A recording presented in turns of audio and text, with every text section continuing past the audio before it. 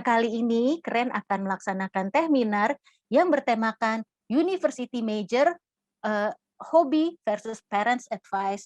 Kelemahan, nih tadi devil advocate-nya sebagai individu dan sebagai Indonesia. Kalau tadi Mbak Mila sudah bilang bahwa 87% masyarakat Indonesia itu salah jurusan, negara kita ini sebenarnya juga clueless.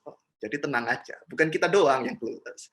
63% orang Indonesia bekerja tidak sesuai jurusan. Dan teman-teman, ini ada satu fakta menarik. Saya barusan kerja di swasta beberapa tahun ini. Sebelumnya saya selalu di negeri atau di BUMN. Pertama kali swasta, ketemu teman-teman swasta, termasuk dari luar negeri, yang high-tech-nya maju, terutama Israel, negara-negara Amerika Tengah juga, manufaktur-manufaktur di sana, Meksiko. Mereka itu kaget.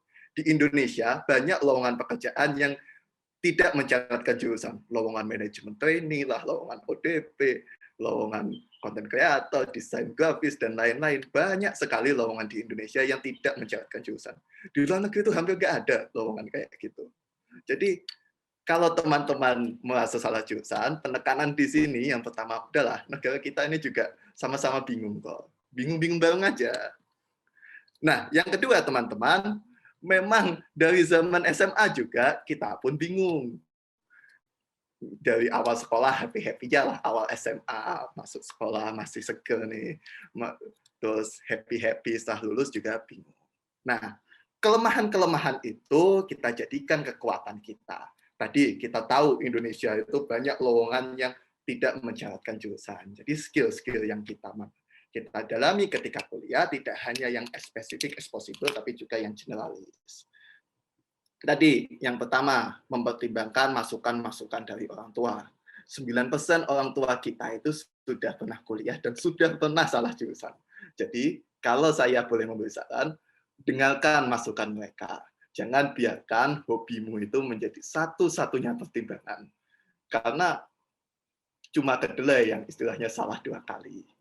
Dan orang tua ini sudah sama kamu berpuluh-puluh tahun. Mereka udah kenal kamu. Bisa jadi orang tuamu salah, tapi bisa jadi juga kamu salah. Jadi saling melengkapi aja lah. Dan lagi-lagi nih dilema tentang hidup berkeluarga, mereka kan yang bayarin. Jadi kalau kamu minta uang ya kamu harus bisa yakinin mereka lah. Kecuali kamu bayar sendiri nih, beda kasus. Nah, teman-teman, tadi tentang bagaimana supaya hobi kita ini tidak menjadi satu-satunya guidance.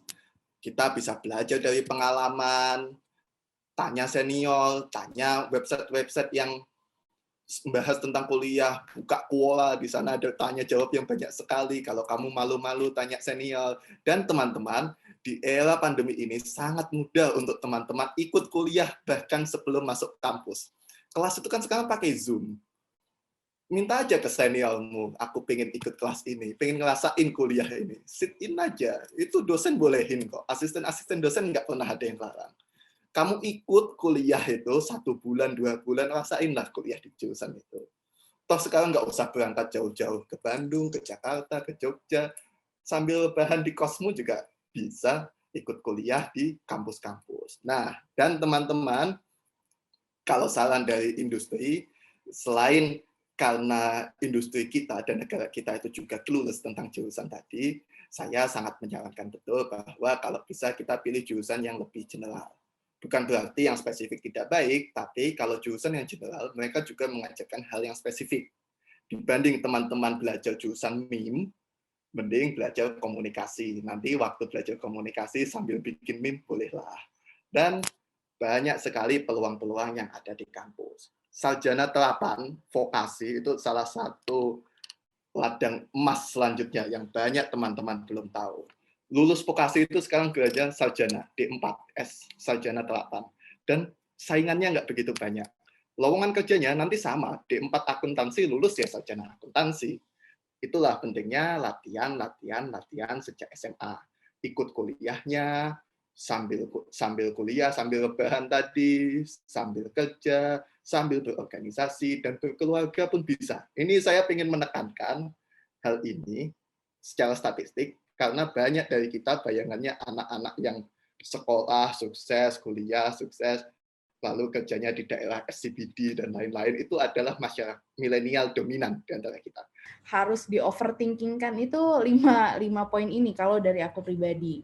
Yang pertama berdasarkan passion, yang kedua sebenarnya mirip-mirip melihat kesukaan, yang ketiga mengejar cita-cita, yang keempat kekaguman terhadap sebuah profesi, atau yang kelima adalah panggilan jiwa. Nah, biasanya kalau poin 1 nih passion sama kesukaan biasanya mirip-mirip lah ya, cuman mungkin ada beberapa anak yang nggak ngerti passion tuh apa sih Kak gitu, kayak passion tuh ribet banget nemunya gitu. Terus kalau misalnya kita ngomongin hobi, biasanya mereka kayak hobinya apa ya, aku hobinya nonton TV doang, aku hobinya main HP doang. Nah kayak gitu kan ribet ya biasanya aku lebih sederhanakan, ya udah lihat aja kamu sukanya apa misalnya gitu.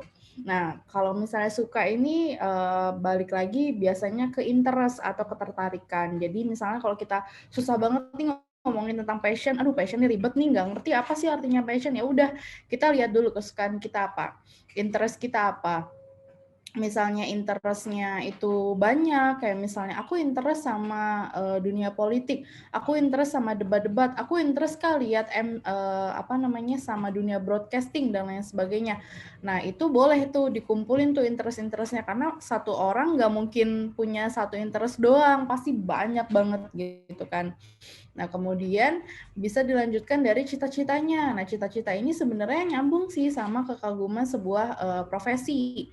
Karena kalau anak-anak zaman sekarang kan sudah terpapar teknologi ya, jadi kan udah banyak nih tahu kayak misalnya Najwa Shihab, atau misalnya mau kayak Gita Gutawa atau Gita Savitri, Maudy Ayunda dan lain sebagainya. Nah, profesi ini bisa dijadikan salah satu tujuan lah intinya gitu. Nah, tapi nggak jarang nih misalnya memang anak-anak sekarang nih generasi Z ini emang unik-unik karena mereka rata-rata kayak lebih mengedepankan panggilan jiwa. Bahkan ada pengalamanku, anak bimbingku yang pengen jadi dokter gizi karena dia itu punya kakak yang mengalami keterbelakangan dan memang untuk urusan makanannya harus sangat diperhatikan. Jadi kayak dia terpanggil untuk menolong orang-orang yang sama kayak kakaknya, kayak gitu. Itu lumayan unik sih si cerita-cerita itu. Nah, kemudian di sini nih biasanya cerita-cerita yang kayak gini nih biasanya kalau orang tua bilangnya, yang pertama mungkin ada tipikal orang tua yang membebaskan tapi dengan satu syarat, pokoknya pengennya dapat kerja yang baik. Sebenarnya kalau orang tua semuanya pengen kayak gitu, wajar lah gitu. Cuman biasanya nih dua-dua ini nih yang banyak banget diceritain sama anak bimbingku. Ya udah deh kamu bebas mau di jurusan apa, yang penting jangan di jurusan ini. Nah, sebenarnya nggak dibebasin berarti kan, kayak nggak boleh di jurusan ini gitu. Pokoknya ya udah terserah, yang penting nggak di sini gitu. Soalnya mami denger di sana susah dapat kerjanya, biasa gitu. Terus yang poin kedua, pokoknya kamu harus di jurusan Z karena mami tahu di sana gampang dapat kerja. Tuh lihat Om Kenzo misalnya gitu kan. Nah, sebenarnya kalau orang tua secara garis besarnya niatnya baik karena pengen anaknya cepat dapat kerja. Ya kita juga nggak mau juga ya habis kuliah nggak tahu mau kerja apa kayak gitu.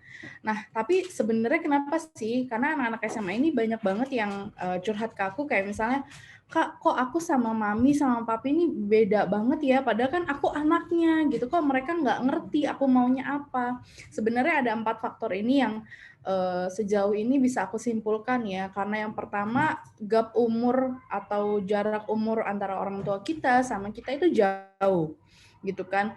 Itu yang terjadi, itu yang menjadikan banyak sekali perbedaan yang berdasarkan pendapat gitu kan. Nah kemudian yang kedua, nggak bisa kita pungkiri juga teman-teman bahwa karakter orang tua kita juga dipengaruhi tempat atau lingkungan mereka tumbuh. Mungkin kalau misalnya teman-teman sekarang ngerasa kayak misalnya, papi sama mami nih nggak up to date misalnya. Masa nggak tahu sih ada pekerjaan content creator misalnya gitu. Masa nggak tahu sih ada jurusan bisnis digital. Ya wajar teman-teman. Kenapa? Karena di era orang tua kita tidak cepat informasinya, atau mungkin ya nggak ada teknologi yang secanggih sekarang gitu. Yang terkait juga sama nomor 3 nih, pengetahuan sama akses informasi orang tua. Meskipun misalnya orang tua kita sekarang udah megang handphone, tapi kan mereka nggak ahli misalnya kayak cari informasi di TikTok, di Instagram. Mungkin banyak juga orang tua yang nggak punya Instagram atau TikTok, bahkan mereka cuma tahu Facebook doang misalnya gitu kan. Nah ya udah. Nah kemudian poin keempat ini yang sebenarnya banyak terjadi, yaitu orang tua tuh nggak kenal sama anaknya sendiri, lebih kenal atau lebih dengerin orang lain misalnya gitu. Nah kayak gimana sih sebenarnya, kan hujan ada geledek lagi. Sorry ya teman-teman. Kita udah tahu kan kalau kuliah itu penting banget dan itu kayak medan yang lumayan ekstrim gitu untuk hutan belantara tuh teman-teman bakal hadapin gitu kan, karena itu individualistis yang mana dosen tuh nggak kayak guru, kayak teman-teman mau datang ya udah, teman-teman nggak datang ya udah, mau dapat nilai jelek ya udah gitu, kayak dosen tuh nggak peduli gitu. Nah terus selanjutnya di sini ada faktor-faktor yang mempengaruhi teman-teman misalnya mau milih jurusan gitu. Di sini aku ambil ada faktor eksternal sama faktor internal gitu. Yang mana faktor eksternal ini yang pertama ada faktor keluarga nih yang lagi kita bahas gitu kan dari tadi gitu kan, faktor keluarga di mana orang tua, saran-saran dari orang tua yang mana mungkin ada yang memaksa, ada yang emang baik banget gitu buat anaknya gitu kan. Yang mana kan kalau misalnya aku punya contoh kasus gitu teman aku yang dipaksa sama orang tuanya kayak udah kamu ambil pendidikan dokter gigi karena latar belakang keluarga kita itu pendidikan dokter semua gitu kan, dan ibu dokter gigi dan alat-alat ibu masih banyak gitu kan, kamu pakai aja gitu kan. Nah, itu kan latar belakang dari faktor keluarga gitu kan. Terus di sini ada faktor ekonomi di mana misalnya teman-teman itu mencari misalnya nggak enak gitu sama keluarga yang ekonominya terbatas. Jadi kita tuh memilih jurusannya itu berdasarkan dari eh, apa ya, jurusan yang murah gitu biaya kuliahnya. Jadi kayak apa aja yang penting biayanya murah gitu. Nah, terus selanjutnya di sini ada faktor pacar atau orang terdekat nih. Misalnya teman-teman punya sahabat, punya pacar yang bucin banget gitu kan, budak cinta gitu kalau misalnya apa namanya mahasiswa anak-anak remaja zaman sekarang gitu kan. Nah, ini biasanya kayak aku nggak mau kehilangan, nggak mau jauh, maunya bareng-bareng aja apapun akan kulalui asalkan bersama kamu gitu kan. Kayak itu kan kayak pasti mempengaruhi banget gitu kan. Terus selanjutnya di sini ada faktor kelabilan yang mana kalau misalnya orang-orang bilang, "Oh ini keren," jadi kayak dia bingung, "Oh kata dia keren," kayak ini lebih banyak penjelasan keren-kerennya, aku pilih yang lebih banyak kerennya deh. Nah itu kan labil gitu kan. Terus selanjutnya di sini ada faktor internal di mana yang pertama itu faktor emosional, ketika misalnya contohnya kan aku dulu SNMPTN ya, jadi mungkin kalau misalnya teman-teman milih SNMPTN atau SBM juga bisa sih gitu kan, kayak misalnya emosional kayak lebih asal mencet aja gitu, atau enggak yang paling penting nih gengsi, kayak misalnya, nggak mau ngambil yang biasa-biasa aja, maunya yang keren ya, biarin aja aku SBMPTN, yang penting ketika ditanya orang, "Kamu ngambil jurusan apa?" "Aku ngambil pendidikan dokter gigi," gitu kan, atau pendidikan dokter gitu kan, nggak taunya belum tentu lolos gitu kan, atau belum tentu sesuai dengan minat dan bakatnya dia, yang penting keren-kerenan aja dulu gitu kan.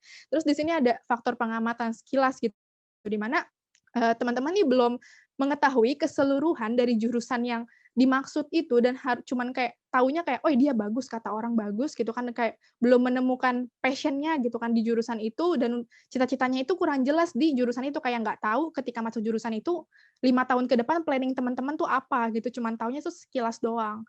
Terus kayak kurang pengetahuan lah intinya. Untuk yang keempat di sini ada, faktor instan, di mana yang penting teman-teman tuh kuliah gitu, yang kayak apa aja jurusannya yang penting kuliah. Dan yang terakhir faktor tak mau pusing gitu, di mana yang penting kuliah daripada nganggur gitu kan. Ini banyak banget faktor-faktornya gitu kan. Terus selanjutnya kalau misalnya di sini ada strategi gitu kan, di mana kita kan, tadi fokusnya kepada faktor orang tua gitu kan, gimana sih caranya kita, apa ya, menyelesaikan faktor ini gitu kan, yang mana kan sedikit mengganggu gitu. Di sini ada pertama gitu, kita bisa rencanakan. Rencanakan itu maksudnya gimana, teman-teman harus sebelum teman-teman ketemu sama orang tua, mau diskusi, itu harus merencanakan sebaik mungkin. Jadi itu kayak sebelum ketemu nih harus prepare dulu diem-diem gitu, kayak direncanain, kayak pilih buat alternatif yang banyak gitu kan, di mana alternatifnya itu harus strategis. Kalau misalnya teman-teman buat, "Oke, aku sukanya, apa namanya, biologi, ya udah aku pilih pendidikan dokter." Udah selesai gitu doang, nggak bisa kayak gitu. Harus bener-bener strategis di mana kalau misalnya mau SNMPTN, SBM, SIMAK, harus bikin, "Kalau aku nggak lolos SNMPTN, aku harus ngambil SBM di jurusan ini, aku harus ngambil SIMAK di jurusan ini, atau aku mau ngambil kedinasan di jurusan ini." Atau kalau sumpamanya aku nggak lolos semua, aku nggak apa-apa gap year atau aku gimana, itu nggak apa-apa, rencanakan kemungkinan terburuknya, jangan, rencanakan, terlalu, "Aku pasti bisa," jangan kayak gitu, teman-teman harus merencanakan kemungkinan terburuk agar kita juga bisa jadi lapang dada gitu kan, dan orang tua tahu, "Oh berarti ini anak udah tahu konsekuensinya ketika ngambil jurusan ini," gitu kan. Nah terus selanjutnya ini perluas pengetahuan, di mana ketika teman-teman tadi udah buat listnya, harus benar-benar dicari informasi sebanyak-banyaknya tentang pilihan yang udah diambil. Kayak jangan cuma di list doang, entar, "Oh yaudah aku udah punya listnya, entar aku tinggal cap-cip-cup aja mau pilih yang mana," atau misalnya gimana gitu kan. Itu harus benar-benar dicari gimana jurusan yang udah dipilih gitu kan, terus cari lewat kayak profesional, senior-senior gitu kan. Nah terus tapi ini kalau untuk step yang di sini teman-teman cari sendiri dulu ya, belum tanya ke orang-orang, kayak lebih ke, Google gitu kan dan segala macam. Atau mungkin tadi kata Kak Ilham, sit in gitu kan. Terus selanjutnya di sini ada temukan potensi minat dan bakat, kemampuan dan cita-cita teman-teman.